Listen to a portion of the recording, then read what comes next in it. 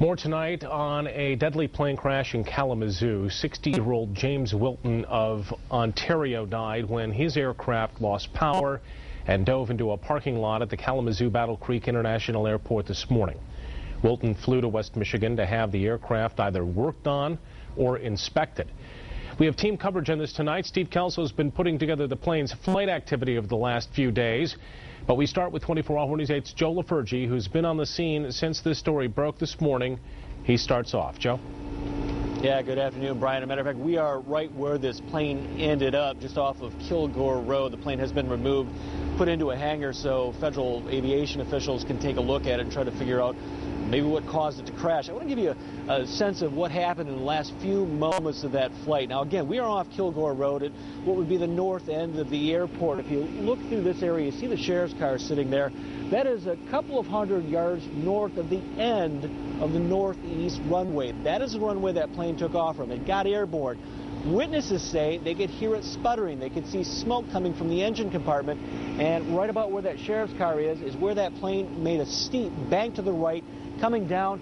And what you see there is a crew putting a fence back together that plane crashed through. It came across the parking lot, and you can see the scorched earth where it ended up right in front of that Great Lakes aviation sign. It was an abnormal sight to me to see a plane flying so low. Christopher Reeser is used to responding to tragedies, not seeing them unfold.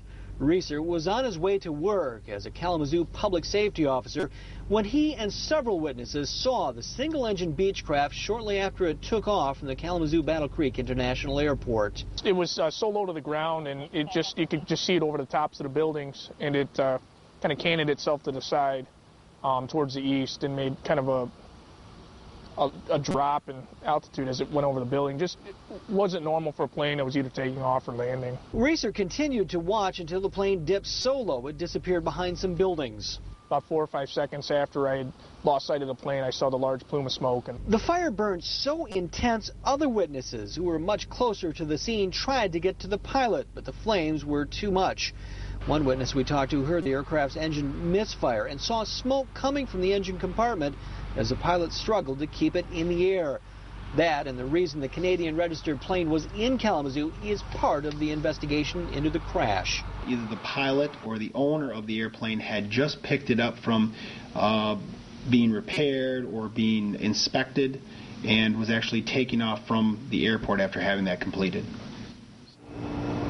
And again, those federal inspectors on the scene trying to figure out the cause of this crash. And irony here, some of those witnesses told me they remember about 15 years ago this same fence line along Kilgore Road being taken out by another plane crash. Back to you.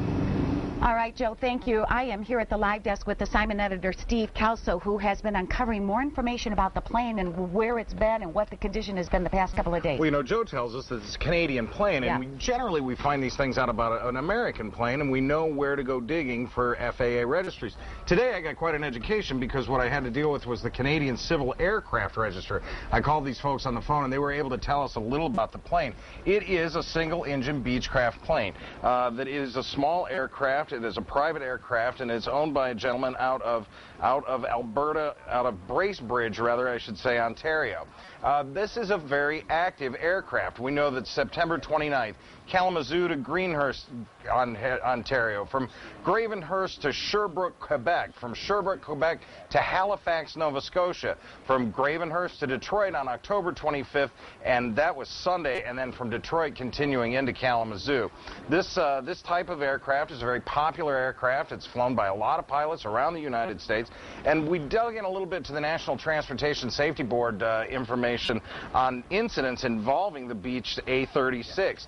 There were a couple here that we found just in the last couple of years here. This one from April of 2008, damage during a forced landing following a loss of engine power. Another one, and that's very similar to what we're hearing from this aircraft today, that the engine did not have the power.